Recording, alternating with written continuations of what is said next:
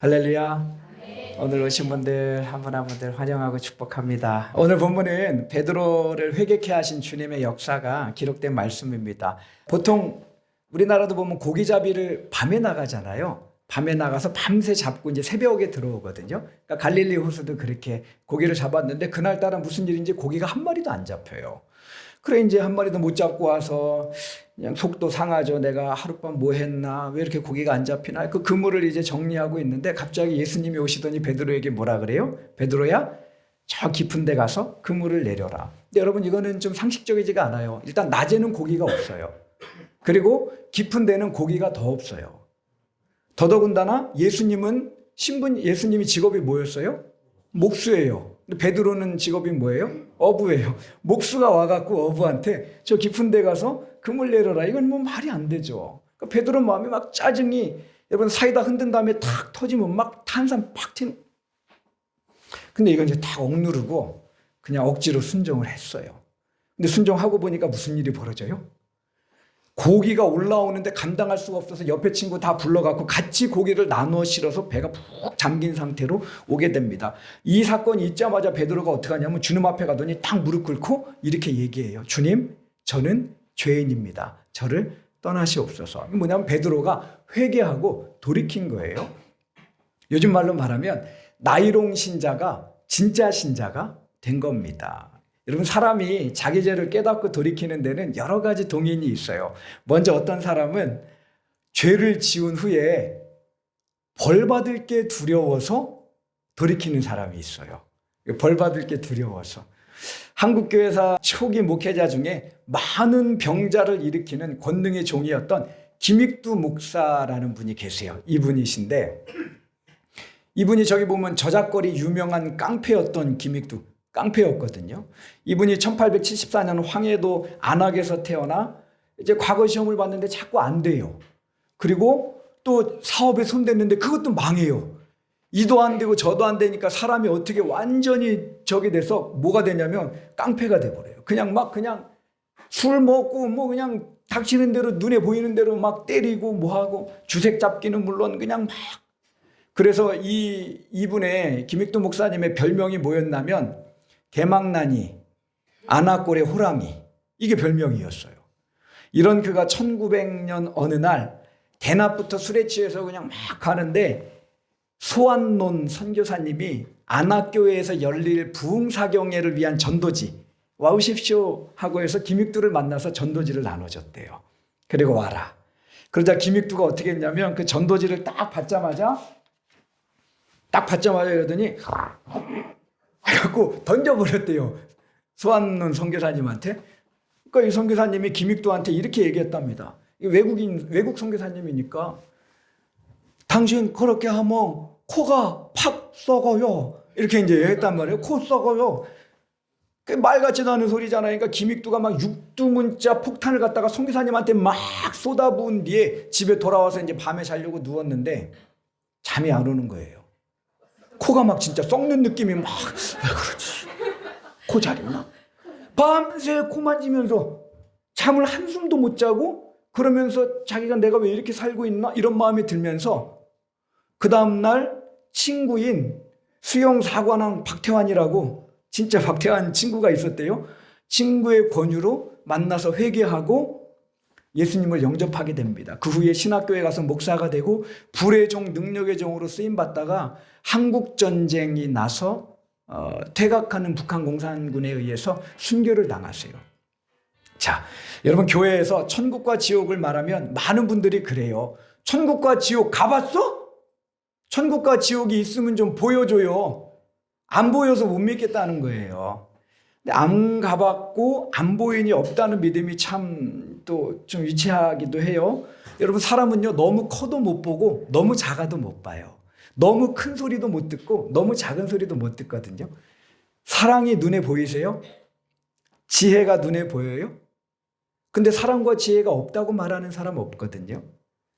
이렇듯 세상에는 안 보이고 못 보는 것들이 넘쳐남에도 꾹 믿고 사는 것들이 셀 수 없이 많은데 유독 천국과 지옥만 안 보이니까 못 믿겠다라고 말하는 거는 좀 억지스러워 보여요. 많은 분들이 진화론은 과학적이고 창조론은 합리적이지가 않다라고 생각하는데요. 여러분, 근데 오히려 다수의 과학자와 의학자들은 창조론보다 진화론이 더 비과학적이라 진화론을 신봉하려면 창조론을 믿는 것보다 더 큰 믿음이 필요하대요. 과학자들은요, 절대 없음의 상태에서 우연한 기초물질의 생성과 그것의 진화를 통해서 사람 같은 고등생물이 생겨날 확률을 이렇게 이야기해요. 앞에 뭐가 보이세요? 에어버스 비행기인데, 여러분, 이 비행기 한 대를 만드는데 부품이 약 600만 개가 필요하고 전선 길이가 260km의 전선이 필요하대요. 자, 여러분, 근데 과학자들이 뭐라 그러냐면 진화론이 사실일 확률이 바로 이 600만 개의 비행기 부품을 바닷속에 뿌려놓고 그것들이 해류에 이렇게 작용을 통해서 이런 완벽한 비행기가 될 확률이 진화론의 확률이다. 이건 무슨 말이에요? 불가능하다는 거예요. 진화론은 있을 수 없는 일이라는 겁니다. 이 비행기와 독수리는 비교가 안 돼요. 더 굉장히 정교하거든요, 독수리는. 근데 저게 우연히 생겨졌다? 비행기 저것도 사람이 만들어야 생기는데 저게 그냥 어쩌다 막 이렇게 진화해서 생겨났다? 말도 안 되는 거거든요. 그러니까 여러분, 진짜 깨어있는 과학자, 양심 있는 과학자들은 뭐라 그러냐면 비행기보다 더 정교한 인간과 자연 만물이 우연한 진화의 산물로 만들어졌음을 믿느니 차라리 이 세상을 창조하신 창조주 하나님이 있음을 믿는 게 더 맞다, 이렇게 얘기하고 오히려 창조론으로 돌아서는 과학자들이 여러분 많습니다. 천재 철학자의 수학자로인 천재잖아요. 파스칼. 뭐의 저자예요? 유명한 팡세의 저자인데 여러분, 이 파스칼이 신도박 이론이라는 것을 이야기해요. 대충 이런 내용입니다. 뭐냐면 신이 존재할 수도 있고 존재하지 않을 수도 있다는 거예요. 근데 파스칼이 뭐라 그러냐면 이 두 가지 가능성 중에 신이 존재한다는 사실에 도박을 걸라는 거예요. 왜냐하면 신이 있다고 믿었는데 죽고 보니까 신이 없더라도 우리는 손해볼 게 없다는 거죠. 나름 그냥 있다 생각하고 잘 살아갔으니까. 근데 반대로 신이 없다에 내 인생을 걸고 살았는데 죽고 보니까 하나님이 계시고 심판도 있고 천국과 지옥도 있단 말이에요. 이러면 모든 것을 다 잃게 되기 때문에 파스칼, 여러분 저 천재예요. 얼마나 똑똑한 사람입니까? 이 파스칼이 뭐라 그러냐면 나는 신이 있는데 걸겠다. 그리고 여러분들 신이 있는데 걸어라. 하나님 붙들고 살아라. 그게 지혜로운 사람이다. 이렇게 이야기를 해요. 옆에 분 보시면서 당신의 생각은 어떠세요? 이렇게 한번 물어보세요. 뭐가 더 합리적인 것 같고 뭐가 더 진짜 맞는 것 같으세요? 자, 한 번 더. 있다에 걸었어요? 없다에 걸었어요? 한 번 더 물어보세요. 있어, 없어? 네. 여러분, 있다에 거는 게 더 지혜롭다는 겁니다. 진짜 하나님이 어디 있어? 천국과 지옥이 어디 있어? 가봤어? 다 필요 없어. 난 그냥 내 마음대로 살다가 그냥 근데 나중에 죽었는데 진짜 있어요. 이거 어떡할 거예요, 이거? 이걸 갖다가 전문용어로 빼박이라 그래. 빼박. 빼도 박도 못하는.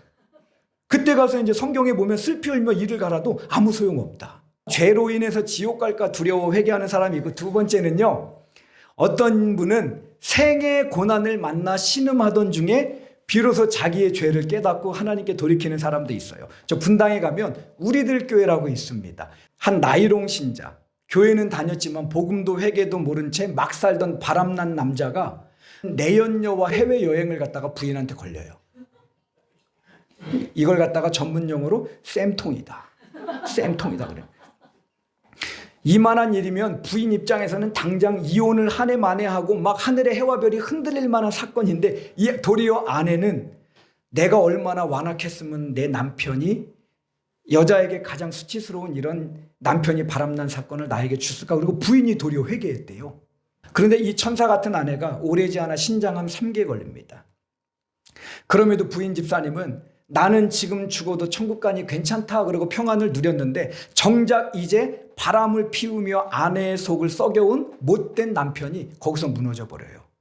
아내의 콩팥에 10cm 암이 자라온 시간이 바로 제가 바람 피운 만큼의 악한 세월이었습니다. 내 죄로 인해 아내가 암에 걸리고 수술대에 올랐는데 하나님 때려도 저를 때리시고 가엾은 이 아내의 생명을 연장시켜 주십시오. 그러면서 그냥 무릎 꿇고 통곡하고 꺼이꺼이 하면서 하나님 앞에 회개하더래요. 온갖 죄를 짓고도 나는 끄떡없다며 추잡한 죄를 멈추지 않다가 아내의 암이라는 불같은 고난 앞에서 흉측하기 그지없는 자기의 실체, 실존을 깨닫고 하나님 앞에 회개한 겁니다. 이런 회개가 있고, 세 번째는 생명의 말씀 앞에 무너져서 회개하고 돌이키는 사람이 있어요. 미국 LA에 모 교회 장로님이 계셨어요. 근데 이분이 소시적에는 사업하느라고 바빠서 맨날 뭐 골프 치러 다니고 그러면서 교회를 안 다녔대요. 근데 어느 날 부인이 와서 여보, 이번에 우리 교회에서 3일간의 부흥회가 있는데 딱 한 번만 내 평생의 소원, 그냥 이번 한 번만 제발 부흥회 사흘만 좀 갔다 와줘. 같이 가줘. 그럼 뭐 죽은 사람 소원도 들어주는데 갈게. 그래갖고 이제 첫날 갔어요. 가갖고 이렇게 이제 앉아있는데 이 오른쪽에 앉았는데 가다 보니까 그날따라 목사님이 죄인들아 회개하라, 회개하지 않으면 망할 것이다 그러면서 오른쪽에 있는 자기만 보면서 자꾸 이렇게 얘기를 하더라는 거예요. 그거 가만히 앉아있자니 부하가 치미는 거예요. 아니 저 목사가 왜 이래? 마누라하고 짰나? 날 언제 봤다고 자꾸 나보고 자꾸 회개하라 그래? 그래 집에 돌아와서 아내에게 면박을 줬대요. 당신 그 목사하고 짰지? 아니 왜 자꾸 내 쪽만 바라보면서 목사가 자꾸 회개하래? 이 일로 이제 교회 나가기가 영 언짢았지만 그래도 사흘간의 참석을 약속했는지라 다음날 또 부흥회에 갔는데 이번에는 어디에 앉아요? 자꾸 오른쪽에 앉아있는데 자꾸 자기 보고 뭐라 그러니까 이번엔 왼쪽에 앉았어요. 저 구석에 가서 앉았는데 그날 목사님은 오른쪽에 의로운 양과 왼쪽에 악한 염소에 대해서 설교하면서 또 왼쪽을 보면서 이 염소 새끼들아 다 회개하라, 안 그러면 지옥 간다. 근데 또 이걸 듣고 있으니까 또 막 부하가 막 치밀더라는 거예요. 아니 이거 진짜 짠 거 아니야? 왜 나만 잡으려고 저 난리를 부리지? 그래 전날보다 더 불편한 마음으로 그냥 은혜 하나 설교 그냥 안 들려. 그러고 앉아있다가 또 집에 왔어요. 드디어 마지막 날 진짜 가기 싫었어요. 내가 왜 이러나 가 붙이는 게 낫지. 근데 아내와 굳게 약속을 했는지라 또 마지못해 참석합니다. 근데 그날은 목사가 너무나도 꼴 보기 싫어서 이번에는 오른쪽도 왼쪽도 아닌 가운데 기둥 뒤에 숨었대요. 여기 있다 그냥 졸다 가야 되겠다. 근데 그날 목사님이 이렇게 설교하시더래요. 아담아, 네가 어디 있느냐? 왜 거기에 숨었느냐? 순간 이분이 화들짝 놀라서 이렇게 생각합니다. 아이고 진짜 하나님 살아계시나 보다. 내가 숨은 거 어떻게 하셨지? 그래 그날 회개하고 주님께 돌이켜서 장로까지 되었다는 전설의 고향이 있어요. 여러분 진짜 있었던 얘기예요. 자, 이런 회개 동기가 있고 또 네 번째 제가 또 나누고 싶은 동기는 오늘 본문의 베드로의 경우처럼 하나님의 넓은 은총 앞에 직면함으로 하게 되는 회개예요. 여러분 예수님의 명령에 순종해서 깊은 곳에 대낮에 그물을 내렸어요. 근데 만선의 기적이 일어났단 말이에요. 여러분 이런 놀라운 일이 벌어지면 사람들은 보통 어떻게 얘기해야 돼요? 저분 기가 막힌 양반이네. 오늘부터 동업하자고 해야 되겠다. 그러면 떼돈 벌겠다. 그리고 예수님 앞에 가서 예수님 계약서 쓰세요. 7대3으로 합시다. 그럼 내 5대5까지 양보할게. 이렇게 해야 되는데 베드로가 어떻게 하냐면 주님 앞에 넙죽 무릎 꿇고 주님 나를 떠나십시오. 나는 죄인입니다. 여러분 왜 베드로가 이런 이상한 반응을 보였을까? 그건 여러분 베드로는 이 사건 이전에 주님께 부름받거든요. 그러면 부름받았으면 온전히 주님을 따라야 되는데 또 가서 고기 잡고 있었어요. 완벽하게 주님을 따른 게 아니에요. 그리고 주님이 어부가 목수가 와갖고 어부한테 저 고기 잡으라 그러니까 참. 그래갖고 막 그냥 진짜 억지 춘향격으로 부글부글 이러면서 고기를 잡았는데 고기가 엄청나게 잡혔단 말이에요. 순간 베드로한테 이런 생각이 드는 겁니다. 저 많은 고기가 이 넓은 갈릴리 호수 어디에 있는지 아시는데 주님께서 방금 전에 짜증나고 불순종하고 싶었고 못되게 마음먹은 내 마음도 다 보셨겠구나. 그런데 주님이 어떻게 하세요? 그런 자기를 책망하는 대신 만선의 기적을 일으켜 주신 걸 보고 그 은혜 앞에 녹아져서 주님 저는 죄인입니다.